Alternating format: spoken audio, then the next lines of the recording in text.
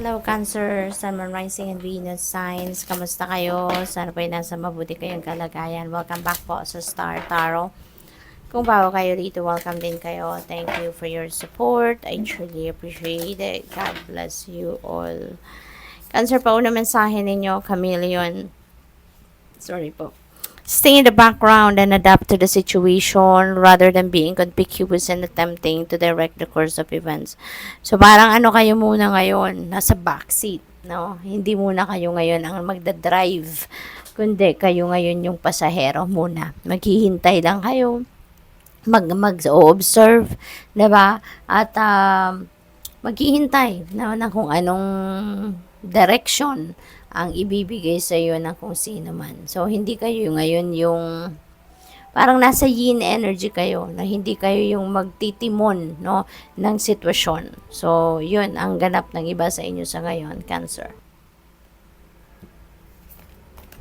So, we have Ladybug. Napakaganda nito, Cancer. This is a time of good fortune and abundance. Okay? So, be willing to receive all good things in your life. Yan, parang dapat maging bukas kamay na kayo, no? Open your arms as well, no? Sa pagtanggap ng lahat ng magagandang bagay, magagandang biyaya na ito na paparating sa inyo. Kasi, habang nandito yung swerte, 'di ba? There's good fortune, ang kasaganaan na bumabalot or babalot sa inyo sa ngayon, Cancer. Maging bukas lang kayo para sa kahit ano, no, na mga biyayang itong paparating. We have Peacock, let yourself stand out and be noticed. Okay? Parang sa ngayon, it's time for you to shine, no? Parang time ito para ilabas ninyo kung ano man yung ilabas ninyo sa ngayon kung ano yung galing ninyo, mga talento ninyo, skills ninyo, yung mga ganon, no? Let yourself stand out and be noticed, no? Kasi maybe now is also the time na kailangan ninyong i-unleash yung mga talents ninyo, i-unleash yung mga skills and gifts ninyo. Okay? So, what else? We have Panda, create a sacred space for yourself in your home and or place of work. Okay? So, find a sacred space, sorry. Kahit sa trabaho or kung meron, kung meron kayong magagawang ganon or lalo-lalo na sa bahay. Para, alam mo yun, yung meron kayong, may sarili kayong space, pag kailangan ninyo ng pahinga, gusto lang ninyo mag-break, gusto lang ninyong magnilay-nilay, mag-meditation, yung ganun ba, no? So, iyan ang imbitasyon sa inyo na make a room, no? Para sa sarili ninyo, para magkaroon kayo ng time for spending time by yourself, 'di ba? Na gusto ninyo mapag-isa lang, yung wala munang mag-iistorbo sa inyo. So, tingnan natin kung ano pa ang mga mensahe para sa'yo. Let go and let God. Ayan, He's had a plan for you all along. Ayan, so napakagandang reminder ito para sa iyo. 'Di ba? Na mag-let go kayo and allow God, no, to na siya na lang ang magdikta ng kung ano ang dapat na mangyari.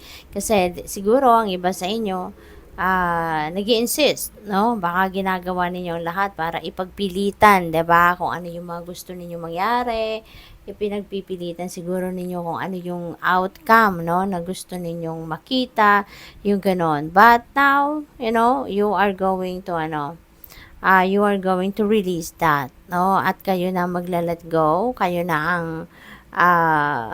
alam mo yun, yung i-embrace mo na lang yung flow of life dito. Hindi na kayo kukontra, hindi na kayo magpipilit, hindi na kayo mag-i-insist. Yung ibibigay nyo na lang dapat dito, yung buo ninyong tiwala, no, sa Panginoon, 100% na bahala na siya. 'Di ba? You are releasing the control over the outcome dito sa buhay ninyo. So, which is really good.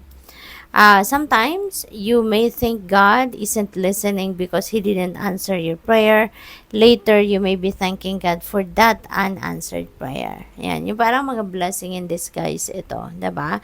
Na may mga sitwasyon na sa una, 'di ba, nagtatampo tayo sa divine universe na hindi sinasagot yung mga dasal natin. Hindi dumadating kung anong gusto natin, kung ano yung ine-expect natin, hindi nangyayari. Pero, no, at the end of the day, 'di ba? Pagkatapos ng lahat-lahat, there is a point sa buhay natin na ipinagpapasalamat natin, nare-realize natin na, ay salamat, buti na lang, hindi binigay sa akin ni Lord ang kung ano yung hinihingi ko. Kasi 'di ba, sana hindi kayo napunta doon sa isang mas maganda pang sitwasyon. Hindi kayo napunta doon sa sitwasyon na talagang mas bongga pa kaysa doon sa ine-expect ninyo, hindi ba? Kaya importante talaga na i-let go na lang natin yung lahat ng concerns natin, lahat ng pangarap natin. I-let go natin 'yun, ano? Ialay natin 'yun sa Panginoon. At ang gawin na lang natin, makinig tayo sa kanyang gabay, no, through our intuition. Makinig tayo lagi sa ating intuition. Sundin natin kung ano yung gabay niya kasi for sure dadalhin tayo dyan sa kung saan tayo dapat, at this time, anong dapat nating marating at this time. Yung ganun ba, no? What else? We have, may your guardian angel watch over you, give you courage and protect you every day. Okay? So, lagi kayong magdadasal lang. Continue to pray sa inyong mga anghel. No? Continue to speak to your angels.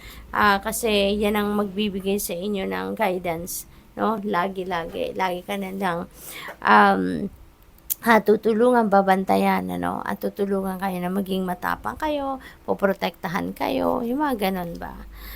When things don't seem to be working in your favor, trust in God, okay? For He has better plans for you. Ayan. So, huwag kayong malulungkot, no? If there are some things that doesn't fall into its right place pa, no? At some point, isipin na lang ninyo na there are valid reason for everything, no?